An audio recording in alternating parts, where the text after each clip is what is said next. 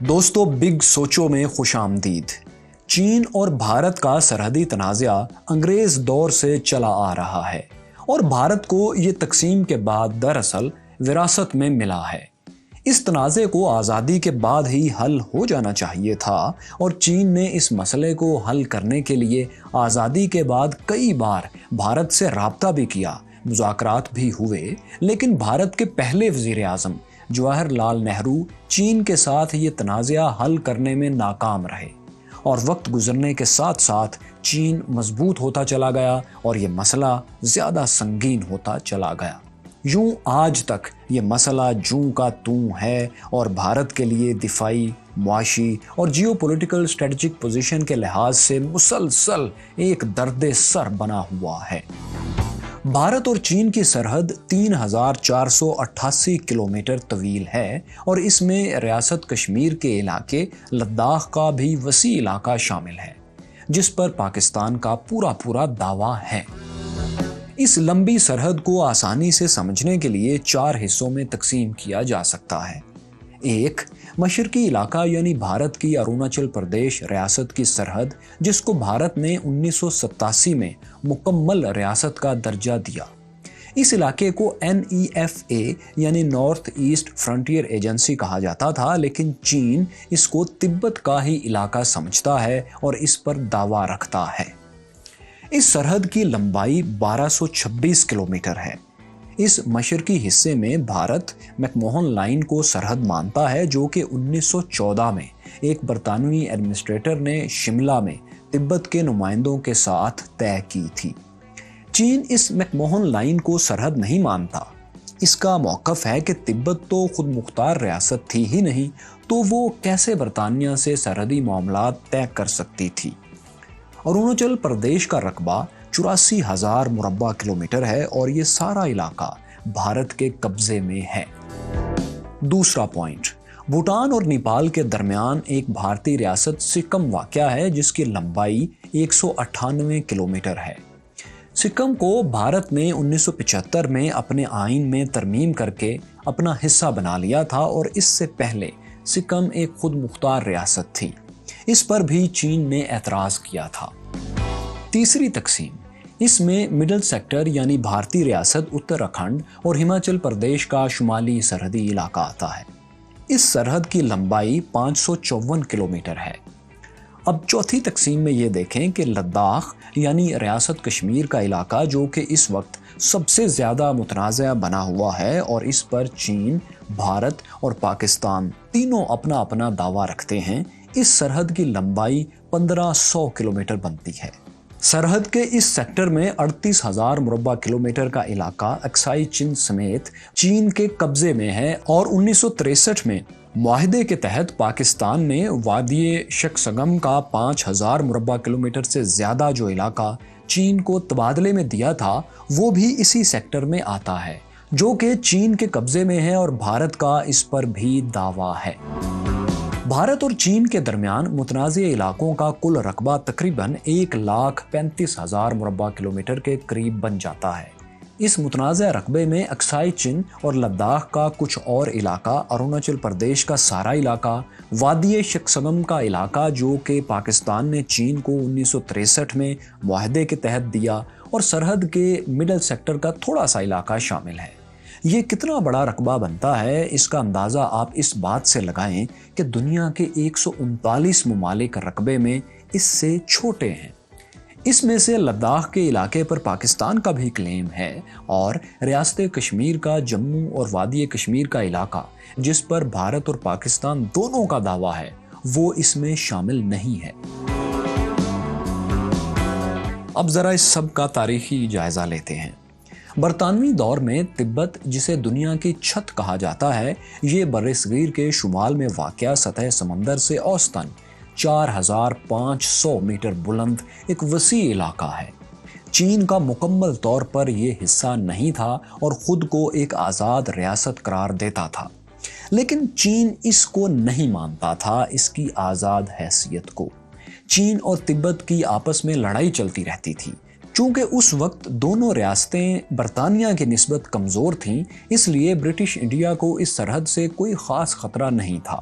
برطانوی حکومت نے تبت کے حکمرانوں سے تجارتی تعلقات رکھے ہوئے تھے اور زائرین بھی آتے جاتے رہتے تھے۔ اس کے علاوہ برٹش انڈیا کے کچھ ریسٹ ہاؤسز اور ٹیلی گراف لائنز وغیرہ بھی تبت میں تھیں، یعنی تجارتی ضروریات پوری ہو رہی تھیں۔ یہ چیزیں ظاہر ہے تقسیم کے بعد بھارت کو مل گئیں، لیکن چین نے 1950 میں جب تبت کی خود مختاری ختم کر کے اس کو چین کا حصہ بنا لیا تو بھارت کے پہلے وزیر اعظم جواہر لال نہرو نے یہ تمام چیزیں یعنی ریسٹ ہاؤسز وغیرہ چین کو یک طرفہ طور پر دے دیے تاکہ چین سے تعلقات اچھے رہیں۔ نہرو کے اس عمل سے یہ بات بھی واضح ہو جاتی ہے کہ بھارت کو چین کے ساتھ تبت کے الحاق پر کوئی اعتراض نہیں تھا۔ چین کے تبت سے الحاق کو آسانی سے ہونے دینا اور بدلے میں چین سے کچھ بھی نہ منوانا نہرو کا تاریخی ڈپلومیٹک بلنڈر سمجھا جاتا ہے۔ نہرو کے اس اقدام کے پیچھے شاید یہ سوچ بھی تھی کہ تبت کو چین کا حصہ مان لینے سے چین لداخ کے متنازع سرحدی معاملے میں بھارت کا موقف تسلیم کر لے گا۔ اب چین تاریخ میں پہلی بار بھارت کا براہ راست ہمسایہ بن گیا تھا، کیونکہ تبت کی صورت میں جو بفر زون تھا وہ اب ختم ہو گیا تھا، اور تبت کوئی چھوٹا موٹا علاقہ نہیں تھا۔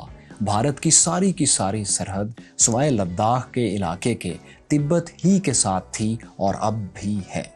جب تبت چین کا حصہ بن گیا تو بھارت کے اس وقت کے آرمی چیف نے وزیر اعظم نہرو کو ریکمینڈ کیا کہ اب اس سرحد پر تبت جیسی کوئی کمزور ریاست نہیں ہے، بلکہ چین ہے جو کہ بھارت سے بھی جارحیت کر سکتا ہے، اس کا امکان ہے۔ لہٰذا اب اس سرحد کو محفوظ بنانے کے لیے اس پر کچھ دفاعی اقدامات ناگزیر ہیں، ضروری ہیں۔ لیکن نہرو نے اس بات کو سنجیدگی سے نہیں لیا اور اپنے جنرل کو کشمیر کی متنازع سرحد پر فوکس کرنے کو کہا۔ یہ نہرو کی بڑی غلطی تھی جس کا خمیازہ بھارت کو بعد میں بھگتنا پڑا۔ چین کی جانب سے مستقبل کے ممکنہ خطرے کو بھارت کے ڈپٹی پرائم منسٹر اور وزیر داخلہ ولبھ بھائی پٹیل نے بھی بھانپ لیا تھا۔ انہوں نے نومبر 1950 میں نہرو کو خط لکھا کہ چین کے ساتھ بھارت کی سرحد طے نہیں ہے، اور اگر تبت بھی چین کے کنٹرول میں چلا گیا تو بھارت کا دفاع کمزور ہو جائے گا اور چین کی طرف سے جارحیت کسی بھی وقت ہو سکتی ہے۔ اس بارے میں ہمیں ضرور کچھ کرنا چاہیے۔ نہرو نے اس پر ایک کمیٹی بنا دی جس کو ہمت سنگھ جی کمیٹی کا نام دیا گیا۔ اس کمیٹی نے یہ تجاویز دینی تھی کہ اس بارے میں کیا اقدامات کیے جائیں اور NEFA کے علاقے کا کیا کرنا چاہیے، جس پر چین کا دعویٰ تھا کہ یہ تبت کا جنوبی علاقہ ہے، اس لیے چین کا علاقہ ہے۔ لیکن دسمبر 1950 میں پٹیل کی وفات کے بعد اس معاملے پر کوئی خاص پیش رفت نہیں ہو سکی۔ اصل میں نہرو چین کو خطرہ نہیں سمجھتے تھے۔ ان کا خیال تھا کہ چین اور بھارت بات چیت سے معاملات طے کر لیں گے، لیکن بھارت کو اصل خطرہ پاکستان سے ہے، اس لیے ان کی ساری توجہ پاکستان پر رہی۔ اس وقت چین بھی کوریا کی جنگ میں الجھا ہوا تھا، اس لیے چین نے بھی اس سرحدی تنازع کے معاملے پر وقتی طور پر خاموشی ہی بہتر سمجھی۔ ہمت سنگھ جی کمیٹی کے بعد چین کی طرف سے معاملات کو سنجیدگی سے نہ لینا اور اس معاملے کو مسلسل نظر انداز کرتے رہنا بھارتی وزیر اعظم کی ایک اور تاریخی غلطی تھی۔ 1954 میں 1954 میں نہرو نے چین کا دورہ کیا اور 8 سال کی مدت کے لیے ایک معاہدہ بھی چین کی حکومت سے کیا جس کو پنچشیل معاہدہ کہا جاتا ہے۔ اس میں باہمی تعاون اور اچھے تعلقات پر زور دیا گیا اور سرحدی تنازع پر کوئی بات نہیں کی گئی، بلکہ اسے مستقبل پر چھوڑ دیا گیا۔ اس وقت تک بھارت اور چین کے تعلقات بہت اچھے تھے اور ہندی چینی بھائی بھائی کے نعرے بھی لگا کرتے تھے۔ نہرو کے ناقدین نہرو کے اس معاہدے پر بھی اعتراض کرتے ہیں اور ان کا موقف ہے کہ اس معاہدے کے تحت چین کو فائدہ یہ ملا کہ تبت میں انہیں اپنا کنٹرول مضبوط کرنے کے لیے 8 سال کا وقت ملا اور بھارت کی طرف سے کسی قسم کا بھی خطرہ ٹل گیا۔ مزید یہ کہ چین کو، جو کہ اس وقت ایک غریب ملک تھا، اپنی فوجی طاقت میں اضافے کے لیے بھی بہت وقت ملا۔ تبت میں چین کی جھڑپیں اس دوران ابھی چل رہی تھیں۔ اسی دوران 1959 میں تبت کے روحانی پیشوا دلائی لاما اپنے بہت سے پیروکاروں کے ساتھ تبت سے جان بچا کر بھارت آ گئے اور بھارت نے ان کو پناہ بھی دے دی۔ بھارت کا یہ اقدام چین کے لیے کھلی دشمنی کے اعلان سے کم نہیں تھا اور پنچشیل معاہدے کی بھی واضح خلاف ورزی تھی، لیکن بھارت نے چین کو یقین دلایا کہ اس کی سرزمین چین یا تبت میں کسی شر انگیزی کے لیے استعمال نہیں ہوگی۔ دلائی لاما نے بھارت میں بیٹھ کر تبت کی گورنمنٹ ان ایگزائل قائم کی، جو کہ آج تک قائم ہے، لیکن اس کا مطلب یہ نہیں کہ بھارت تبت کو چین کا حصہ نہیں مانتا۔ بھارت کئی دفعہ سرکاری طور پر مان چکا ہے، 1959 میں بھی، پھر راجیو گاندھی کے دورے پر 1988 میں، اور پھر اٹل بہاری واجپئی کے دورے پر 2003 میں بھی۔ بھارت نے 1950 میں چین اور تبت کے الحاق پر بھی اعتراض نہیں کیا تھا، لیکن شاید بھارت نے چین پر ایک دباؤ رکھنے کے لیے دلائی لاما کو پناہ دے رکھی ہے تاکہ مستقبل میں کسی نیگوسیشن میں اس کارڈ کو استعمال کیا جا سکے۔ ہو سکتا ہے 1960 میں نہرو اور چینی وزیر اعظم چوئن لائی کے درمیان اس سرحدی تنازع پر خط و کتابت اور ملاقاتیں بھی ہوئیں۔ چوئن لائی چاہتے تھے کہ فیکٹس آن گراؤنڈ کی بنیاد پر دونوں فریقین کچھ لو کچھ دو کی بنیاد پر اس مسئلے کو حل کر لیں، لیکن ان کا مطلب یہ تھا یا اشارہ اس طرف تھا کہ بھارت لداخ کی سائٹ پر اکسائی چین کے علاقے سے دستبردار ہو جائے اور چین NEFA جو کہ جنوبی تبت ہے اس سے دستبردار ہو جاتا ہے، لیکن نہرو اس پر راضی نہیں تھے۔ ہو سکتا ہے یہ ایک انتہائی اچھا موقع ہوتا بھارت چین کے تعلقات کو بہتر کرنے اور آنے والے وقت میں بھارت کے بہتر معاشی مستقبل کے لیے۔ نہرو اس بات پر بضد تھے کہ مشرق میں تو میک موہن لائن باقاعدہ بارڈر ہے اور لداخ کی سائڈ پر مغرب میں بھی 1842 میں مہاراجہ کشمیر سے تبت اور چین کا بھی بارڈر کا معاہدہ ہو چکا تھا، لہٰذا لداخ اور اکسائی چین بھی پورا بھارت ہی کا ہے۔ یہ نہرو کا موقف تھا۔ بھارت کے اس مشرقی یعنی نیفا کے علاقے میں سرحد کے دعوے کے خلاف چین کا موقف یہ تھا کہ مشرقی سائڈ پر میک موہن لائن تبت سے طے ہوئی تھی اور چین تبت کو خود مختار ریاست ہی تسلیم نہیں کرتا تھا بلکہ اپنا حصہ مانتا تھا، تو معاہدہ کیسا؟ اب مغربی سرحد کے بارے میں بھی ریاست کشمیر میں لداخ کے شمالی اور شمال مشرقی سرحد کے بھارت اور نہرو کے دعوے کے خلاف 3 واضح ثبوت موجود تھے۔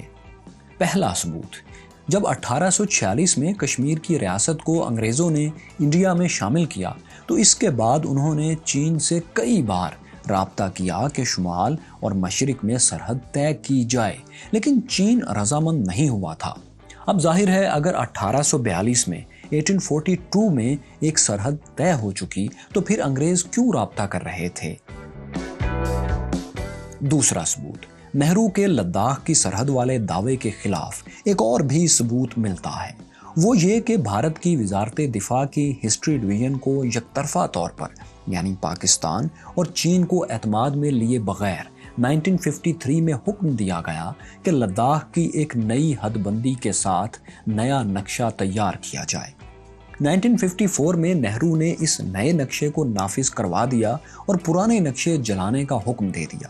اب ظاہر ہے اگر نہرو سمجھتے تھے کہ 1842 میں لداخ کی سرحد طے ہو چکی ہے تو نیا نقشہ بنانے کی کیا ضرورت تھی؟ اس نئے نقشے نے بہت کنفیوژن اور اختلاف پیدا کیا، کیونکہ چین تو پرانے نقشے ہی کو مانتا تھا جس میں سرحد ڈیفائن نہیں تھی، لیکن نئے نقشے میں بھارت نے اپنی مرضی سے سرحد طے کر دی تھی۔ تیسرا ثبوت، برٹش انڈیا کی 1891 اور 1901 کی مردم شماری میں ریاست کشمیر کا رقبہ 80,900 مربع میل درج تھا۔ 1911 کی مردم شماری میں اس کو 84,258 کر دیا گیا، لیکن 1941 میں سینسس کمشنر نے اس کو کم کروا کر 82,258 مربع میل کروا دیا۔ بھارت کے پہلے وزیر داخلہ سردار پٹیل نے بھی ایک وائٹ پیپر میں آزادی کے کچھ ہی عرصے بعد اس رقبے کو دہرایا تھا۔ 1961 کی مردم شماری میں بھارت نے اس رقبے کو بڑھا کر 86,024 کر دیا، یعنی 3,766 مربع میل یک طرفہ طور پر ہی بڑھا لیا۔ حالانکہ اس دوران نہ تو بھارتی فوج نے کوئی علاقہ فتح کیا تھا اور نہ ہی کوئی معاہدہ ہوا تھا۔ ان باتوں سے بخوبی یہ نتیجہ اخذ کیا جا سکتا ہے کہ ریاست کشمیر کی مشرقی اور شمالی سرحد کی نہ تو زمین پر کوئی نشاندہی موجود تھی اور نہ ہی کسی سرکاری یا غیر سرکاری سطح پر بھارت سے یا برٹش انڈیا سے کوئی تفصیلات طے کی گئی تھیں۔ لداخ میں اکسائی چین کا علاقہ چین کے لیے بہت زیادہ اسٹریٹجیکلی اہم ہے، کیونکہ تبت میں اپنا کنٹرول مضبوط کرنے کے لیے سنکیانگ کو مغربی تبت سے ملانے والی سڑک ادھر ہی سے گزر کر جاتی ہے۔ اسی اسٹریٹجک اہمیت کی وجہ سے چین اکسائی چین کو اپنے ہاتھ سے کبھی بھی جانے نہیں دینا چاہتا۔ اکسائی چین کی رسائی چین کی سائیڈ سے آسان اور بھارت کی سائیڈ سے مشکل تھی، کیونکہ درمیان میں کراکرم کا پہاڑی سلسلہ تھا۔ چوان لائی کراکرم کے پہاڑی سلسلے کو بارڈر قرار دینے کے لیے تیار تھے، لیکن بھارت اکسائی چین سے کسی صورت دستبردار نہیں ہونا چاہتا تھا اور کونلن کے پہاڑی سلسلے تک کا پورا علاقہ چاہتا تھا۔ نہرو کی طرف سے چینی لیڈرشپ کی پیشکش ٹھکرا دینے کی وجہ سے یہ معاملہ چلتا رہا اور اس میں مزید کشیدگی بھی پیدا ہوئی، جو بالآخر اکتوبر 1962 میں جنگ کی صورت میں ظاہر ہوئی۔ مشرقی سرحد پر نیفا میں بھارت کو شکست کا سامنا کرنا پڑا۔ ایک پوری 7th برگیڈ چائنا نے گرفتار کر لی۔ برگیڈیئر خود بھی گرفتار ہو گیا۔ واضح طور پر بھارت کی فوج کے پاس سپلائیز یہاں نہیں تھیں اور بھارت کی سائیڈ پر فوج کو رسد پہنچانے کے لیے بھی کوئی انفراسٹرکچر نہیں تھا۔ مغربی سرحد پر لداخ کے ایریا میں بھارت کی کارکردگی نسبتاً بہتر رہی تھی۔ نومبر 1962 میں چین نے خود ہی یک طرفہ طور پر جنگ بندی کا اعلان کر دیا اور سرحد کی مشرقی سائیڈ پر NEFA کا تقریباً پورا علاقہ چین کے قبضے میں چلا گیا تھا، لیکن سیز فائر کے بعد چینی فوج جنگ سے پہلے والی پوزیشن پر واپس چلی گئی، جس سے سارا علاقہ بھارت کو واپس مل گیا۔ اگرچہ مغرب میں لداخ میں جو علاقہ چین نے فتح کیا تھا اس کو واپس نہیں کیا گیا۔ اس میں اکسائی چین کا 38,000 مربع کلومیٹر کا علاقہ بھی شامل تھا۔ جنگ کے بعد لداخ کے اس علاقے میں ایک عارضی فوجی لائن 320 کلومیٹر کی وجود میں آئی، جس کو LAC line of actual control کہا گیا۔ لداخ کی سائیڈ پر جس جگہ تک 1962 کی جنگ میں چین کی فوج آ گئی تھی، اس کو وہ آج بھی کلیم کرتے ہیں اور اس کو چین کی کلیم لائن سمجھا جاتا ہے، لیکن ظاہر ہے بھارت اس کو نہیں مانتا، کیونکہ جنگ کے بعد چین یک طرفہ طور پر ہی اپنی فوج اس لائن سے پیچھے لے گیا تھا، اس لیے بھارت اب بھی اپنی پرانی کلیم لائن پر ہی قائم ہے۔ 1962 کی جنگ کے بعد 1963 میں پاکستان نے چین کے ساتھ اپنے تعلقات مزید مضبوط کیے اور آپس میں کچھ علاقوں کا تبادلہ بھی کیا۔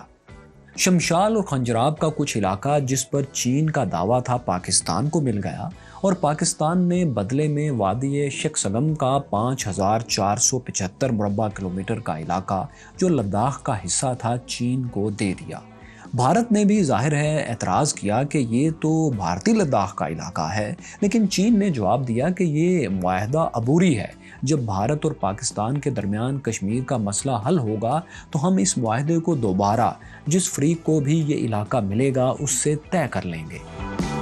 خطے کی تاریخ میں پاکستان، چین اور بھارت کے درمیان یہ چند سال انتہائی اہم اور دوررس نتائج کے حامل تھے، کیونکہ اگر نہرو چوان لائی کی بات مان کر ان سے مشرق اور مغرب میں زمین کا تبادلہ کر لیتے تو جو اسٹریٹجک تعلقات آج پاکستان اور چین کے ہیں وہ بھارت اور چین کے ہو سکتے تھے، کیونکہ ظاہر ہے اگر 1960 میں چین کا معاہدہ بھارت سے ہو جاتا تو 1963 میں وہ پاکستان سے تو زمین کے تبادلے کا معاہدہ نہیں کر سکتے تھے۔ تو 1959 میں چین نے اپنے نقشوں میں پاکستان کے زیر انتظام کچھ علاقوں کو اپنا حصہ دکھایا تھا، جس پر پاکستان نے اعتراض کیا، احتجاج کیا اور فوراً چین کو سرکاری پیغام ارسال کیا تھا اور مذاکرات کی دعوت بھی دی تھی۔ چین نے پہلے بھارت کو سرحدی معاملات حل کرنے کی پیشکش کی۔ بھارت کی طرف سے ناکام ہونے کے بعد ہی چین نے پاکستان سے معاہدہ کیا۔ نہرو کی اس تاریخی غلطی کا نتیجہ دنیا کے سامنے ہے۔ بھارت کی ہزاروں کلومیٹر کی سرحد چین سے نہ صرف غیر محفوظ ہے، بلکہ چین جیسے معاشی سپر پاور ملک سے بھارت کے تعلقات گزشتہ پون صدی سے خراب ہی چلے آ رہے ہیں۔ یعنی بھارت شمال میں چین اور مغرب میں پاکستان دونوں ہی سرحدوں پر غیر محفوظ ہے اور اس وجہ سے اس کے دفاع پر بہت زیادہ خرچ اٹھتا ہے۔ 1962 کے بعد 1967 میں سکم کے علاقے نتھولا اور چولا کے مقام پر دونوں ممالک کے درمیان جھڑپیں ہوئیں، جس میں درجنوں اموات بھی ہوئیں۔ 1975 میں بھارت نے سکم کو اپنی 22ویں ریاست قرار دے دیا، جس پر چین نے اعتراض تو کیا، لیکن چونکہ چین کا سکم پر کوئی دعویٰ نہیں تھا بلکہ سکم کی حیثیت ایک آزاد ریاست کی تھی، اس لیے سکم کے معاملے پر چین اور بھارت میں کشیدگی زیادہ نہ بڑھی۔ 1981 سے 83 کے درمیان نہرو کی بیٹی اندرا گاندھی بھارت کی وزیر اعظم تھی۔ ان کے دور میں ایک بار پھر بھارت اور چین کے سرحدی تنازع کو حل کرنے کے لیے مذاکرات کے مختلف ادوار چلے، لیکن بھارت اپنی پرانی پوزیشن پر ہی قائم رہا کہ اقصائی چین، لداخ اور مشرقی سیکٹر کے کسی علاقے پر بھارت اپنے دعوے سے پیچھے نہیں ہٹے گا، جبکہ چین اب بھی سٹیٹس کو یعنی جو پوزیشن گراؤنڈ پر تھی اس کے مطابق مسئلہ حل کرنے کو تیار تھا۔ یعنی چین یہ چاہتا تھا کہ اقصائی چین اور لداخ میں بھارت اس کی بات مان لے اور مشرق میں NEFA نیفا پر وہ اپنے کلیم سے دستبردار ہو جائے۔ لیکن بھارت کی پارلیمنٹ میں 62 کی جنگ کے بعد ایک ریزولوشن پاس ہوئی تھی کہ بھارت اقصائی چین کا علاقہ بھی چین سے واپس لے گا۔ اب ظاہر ہے اس پوزیشن کے بعد جو بھی پیچھے ہٹتا اس کو سیاسی طور پر بہت نقصان ہو سکتا تھا۔ اس وجہ سے اندرا گاندھی نے چین سے مذاکرات میں بالکل بھی لچک نہ دکھائی، مگر 1981 میں اندرا گاندھی نے تاریخ میں پہلی بار پوری بھارت چین سرحد پر سڑکیں اور انفراسٹرکچر بنانے کی بھی منظوری دی تاکہ بھارتی فوج کو نقل و حمل میں اس علاقے میں آنے جانے کے لیے آسانی ہو اور اسے ان سڑکوں کو دفاعی طور پر استعمال کر کے فائدہ بھی اٹھایا جا سکے۔ اندرا گاندھی کا بھارت کے دفاع کے لیے یہ اقدام انتہائی اہم تھا۔ اندرا گاندھی کی وفات کے بعد جب ان کے بیٹے راجیو گاندھی وزیر اعظم تھے، ان کے دور میں اس سرحدی تنازع پر 3 پیش رفت ہوئی۔ پہلی یہ کہ 1986 میں چین نے ایک بار پھر آفر کی کہ بھارت اروناچل پردیش کا علاقہ تاوانگ، جس پر بھارتی فوج نے 1951 میں لوکل تبتی انتظامیہ کو نکال کر قبضہ کر لیا تھا، ہمیں واپس کر دے تو ہم مغربی سرحد پر لداخ میں اس کے بدلے کچھ علاقہ دے سکتے ہیں، لیکن بھارت نے انکار کر دیا۔ دوسری پیش رفت یہ ہوئی کہ 1987 میں اروناچل پردیش کو مکمل ریاست کا درجہ دے دیا گیا۔ یہ وہی علاقہ تھا جس کو چین تبت کا جنوبی حصہ مانتا ہے اور نیفا کہا جاتا ہے، اور اس پر چین کا دعویٰ تھا۔ تیسری پیش رفت 1988 میں ہوئی جب راجیو گاندھی چین کے دورے پر گئے۔ اپنے نانا نہرو کے 1954 کے چین کے دورے کے بعد وہ چین کا دورہ کرنے والے پہلے بھارتی سربراہ مملکت تھے۔ اس دورے پر سرحد کے معاملے پر کوئی پیش رفت نہیں ہو سکی، الٹا بھارت نے چین کو خوش کرنے اور تعلقات بہتر کرنے کے لیے بارڈر پر اندرا گاندھی کے دور میں شروع کیا گیا انفراسٹرکچر کا کام روک دیا، جو کہ ظاہر ہے انتہائی غیر دانشمندانہ فیصلہ تھا بھارت کے پوائنٹ آف ویو سے۔ اس لیے اس فیصلے کے نتائج بھارت آج تک بھگت رہا ہے۔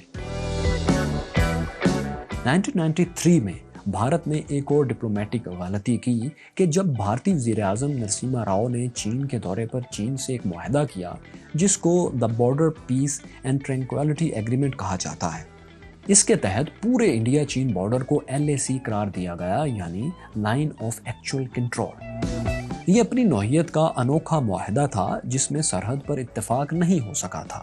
شاید ہی دنیا میں آپ کو ایسی کوئی اور مثال ملے کہ 2 ملکوں نے سرحد کے بارے میں معاہدہ کر لیا، لیکن جس لائن کو سرحد کے طور پر مانا گیا اس پر اتفاق ہی نہیں ہے، بلکہ اس کو مستقبل پر چھوڑ دیا گیا اور اس کو سرحد کہنے کے بجائے، مستقل بارڈر کہنے کے بجائے just line of actual control کہا گیا، اور صرف اسی بات پر اتفاق کیا گیا کہ دونوں ملک ایک دوسرے کے داخلی معاملات میں مداخلت نہیں کریں گے اور باہمی مفادات کے خلاف کوئی قدم نہیں اٹھائیں گے، سرحد پر فوجی طاقت نہیں بڑھائیں گے اور سرحدی اختلافات کو صرف بات چیت سے حل کیا جائے گا، اور اگر دونوں ملکوں کی فورسز میں کسی معاملے پر اختلاف ہوگا تو اس کو میٹنگز میں مذاکرات کے ذریعے حل کیا جائے گا۔ اس ساری بات کا حاصل حصول یہ کہ بجائے اس کے کہ جو علاقے متنازع تھے صرف ان پر بات چیت کر کے مسئلہ حل کیا جاتا، بھارت نے سارا بارڈر ہی متنازع کر لیا۔ چونکہ LAC انٹرنیشنل بارڈر نہیں ہوتا، اس لیے بہرحال یہ متنازع تو تھا، اور اس معاہدے کی روح سے اگر ایک فریق اس لائن سے اندر آ جائے گا تو اس کو جارحیت نہیں سمجھا جائے گا اور نہ ہی جواب میں گولی چلائی جائے گی۔ اب کیونکہ چین طاقتور ملک تھا، ان کی فوج کے پاس وسائل بھی زیادہ تھے، تو ظاہر ہے وہ بھارتی فوج پر حاوی ہونا شروع ہو گئے اور آئے روز بھارت کے کلیم والے علاقے سے کئی کلومیٹر اندر آنے لگے۔ بھارت کی فوج ویسے بھی کنفیوز تھی، کیونکہ ایک لائن بھارت کے کلیم والی تھی، ایک چین کے کلیم والی۔ 2006 میں دہلی میں چین کے سفیر نے چین کا دیرینہ موقف ایک بار پھر دہرایا۔ انہوں نے بیان دیا کہ اروناچل پردیش چین کا حصہ ہے۔ 2010 میں بھارت کے دورے پر آئے ہوئے چینی وزیر اعظم وین جیباؤ نے بھی یہ ذکر کیا کہ بھارت کی چین کے ساتھ سرحد 2000 کلومیٹر ہے، یعنی لداخ کے قریب تقریباً 1500 کلومیٹر لمبائی کے علاقے میں کوئی سرحد طے شدہ نہیں ہے۔ بات تو ٹھیک تھی، کیونکہ بھارت اور چین 60 سے بھی زیادہ سال گزرنے کے باوجود ابھی تک آپس میں اپنے سرحدی معاملات طے نہیں کر پائے تھے۔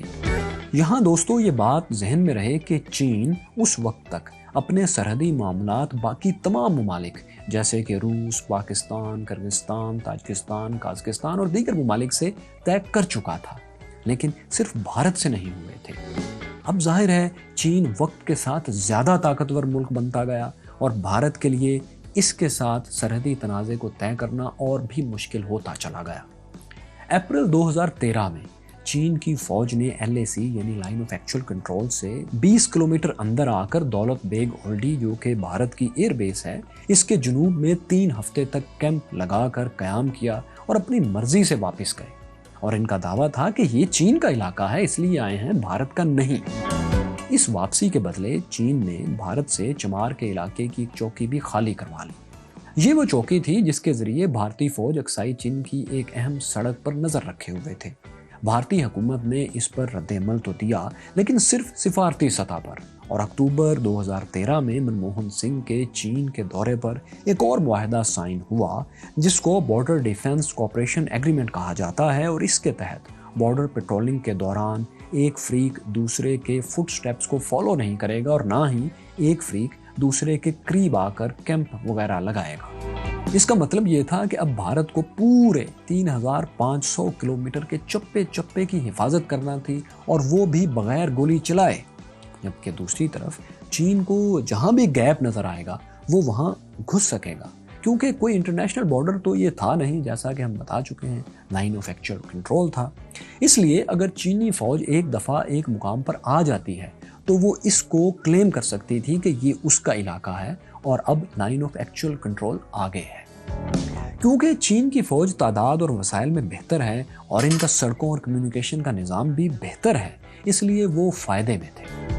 کوئی طے شدہ سرحد نہ ہونے اور بھارت کی فوجی کمزوری سے فائدہ اٹھاتے ہوئے چین نے منموہن سنگھ اور پھر مودی کی حکومت سے بھی لداخ میں ڈپ سینگ وادی اور چمار میں سینکڑوں مربع کلومیٹر کے علاقے اپنے حق میں منوا لیے، اور بھارتی حکومتوں نے اسے اپنے سیاسی نقصانات سے بچنے کے لیے عوام کو یہ بات نہیں بتائی۔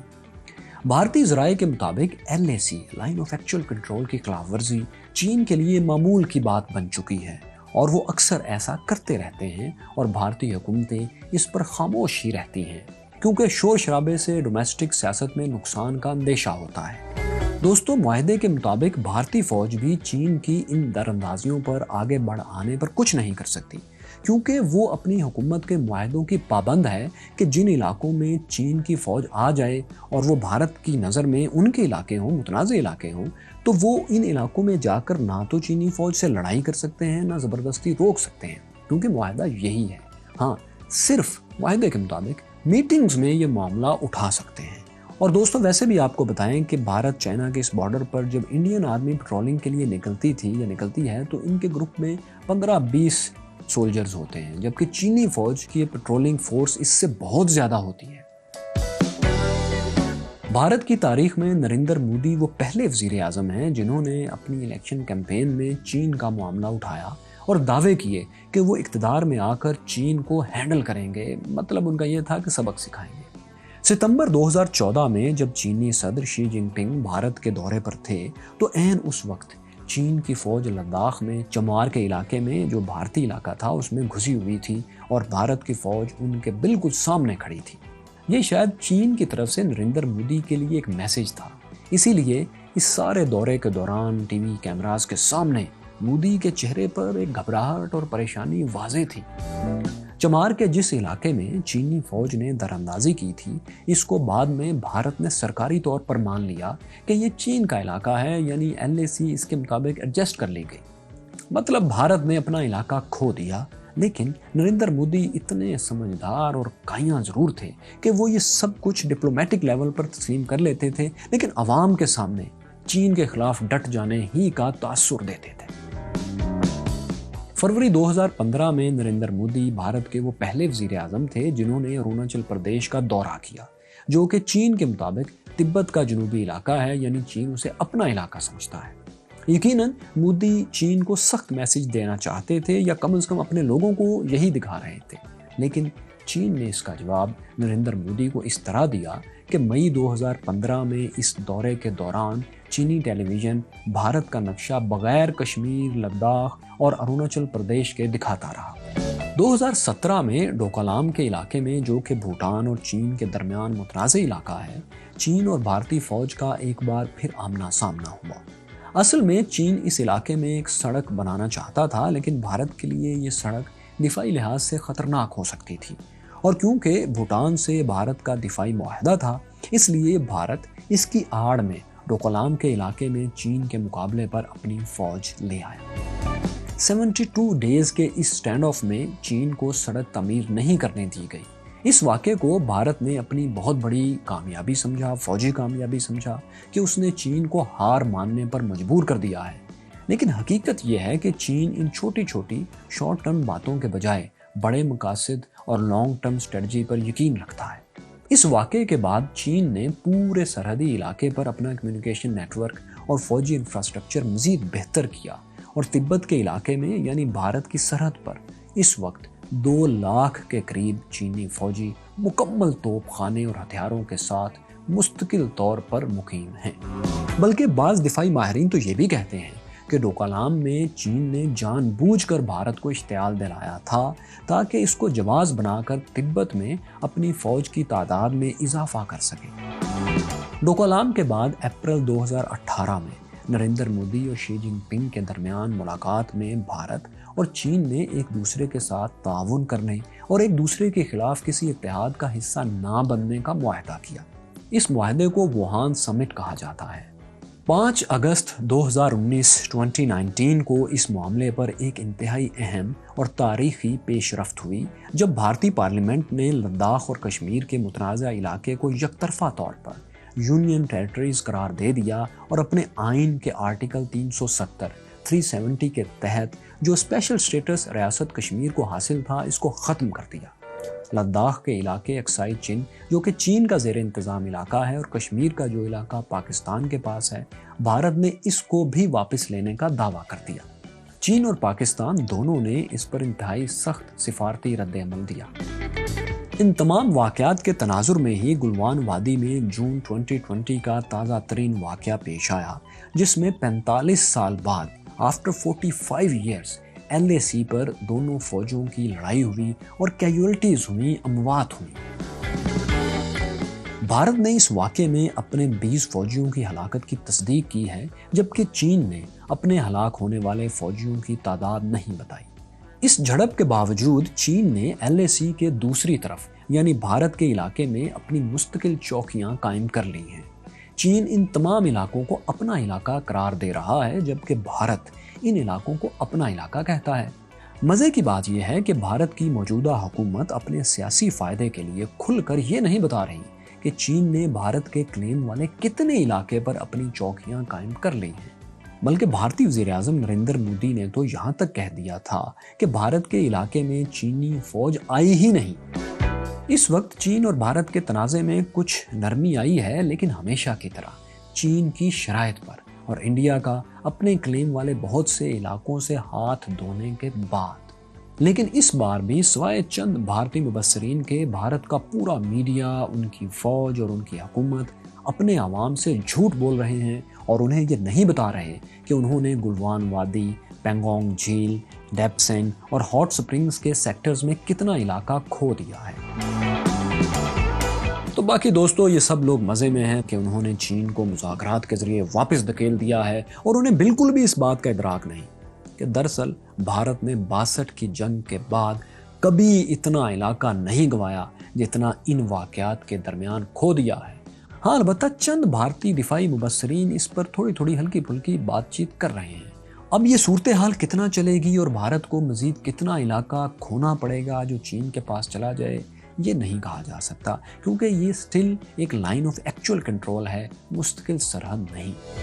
چین کے حالیہ اقدامات سے یہ محسوس ہوتا ہے کہ چین اب اپنے 1959 کے کلیم پر واپس جانا چاہتا ہے، یعنی وہ سرحد جو چوان لائی نے نہرو کو آفر کی تھی، وہ سارا علاقہ دوبارہ حاصل کرنا چاہتا ہے۔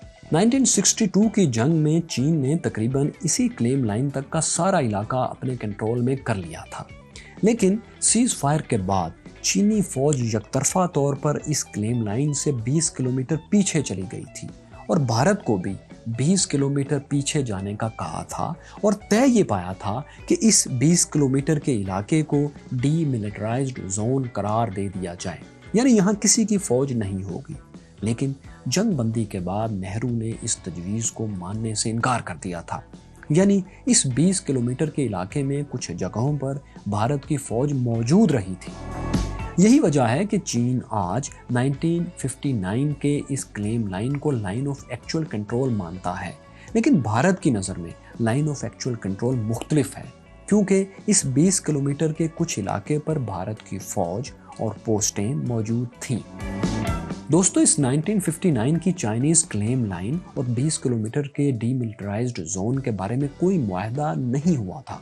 بعض ماہرین یہ بھی دعویٰ کر رہے ہیں کہ چین صرف بھارت پر اپنا دباؤ قائم رکھنا چاہتا ہے تاکہ بھارت سرحدی علاقے میں سڑکیں اور پل وغیرہ نہ بنائے۔ اگر بھارت ایسا کرتا رہا تو اس سے چین کی ڈومیننٹ پوزیشن، اس کی ایک طاقت کی پوزیشن خطرے میں پڑ سکتی ہے۔ ایسا بھی کہا جاتا ہے کہ چین یہ مسلسل دباؤ اس لیے بنا کے رکھے ہوئے ہے کہ وہ بھارت کو چین کے خلاف کسی عالمی اتحاد کا حصہ بننے سے روکنا چاہتا ہے، کیونکہ ایسا نظر آ رہا ہے کہ بھارت اب واضح طور پر چین کے خلاف امریکہ کے بلاک کو جوائن کرتا جا رہا ہے۔ ساؤتھ چائنا سی میں آسٹریلیا، جاپان، امریکہ اور انڈیا کے معاہدے کو بھی چین بھارت کی چین دشمنی سمجھتا ہے۔ دفاعی ماہرین کا خیال ہے کہ اگر انڈیا چین کے خلاف کسی اتحاد کو جوائن نہ کرنے اور چین کے مفادات کو نقصان نہ پہنچانے کی گارنٹی دے گا تو چین اس حالیہ کشیدگی کو بھی کم کر دے گا اور بھارت کے کلیم والے لداخ کے جس علاقے پر اپنی پوسٹیں اس نے بنا لی ہیں شاید ان کو بھی واپس کر دے۔ لیکن جو تیاری اور تعداد اس بار لداخ میں چین کی نظر آ رہی ہے، اس کو دیکھ کر لگتا تو نہیں کہ چین آسانی سے واپس جائے گا۔ دوستو، آپ کا کیا خیال ہے؟ چین اور بھارت کا یہ برٹش انڈیا کے زمانے سے چلا آ رہا تنازعہ افہام و تفہیم سے بات چیت سے حل ہو جائے گا یا حالات ابھی مزید خراب ہوں گے؟ پکچر ابھی باقی ہے کیا؟ اپنی رائے سے ہمیں کمنٹس میں ضرور آگاہ کریں، اور اگر اس سرحدی تنازع کے گزشتہ واقعات جاننا چاہتے ہیں تو یہاں کلک کیجیے، اور اگر آپ یہ جاننا چاہتے ہیں کہ 1947 کی تقسیم میں سکھوں کو کیا ملا تھا تو یہاں ٹچ کیجیے۔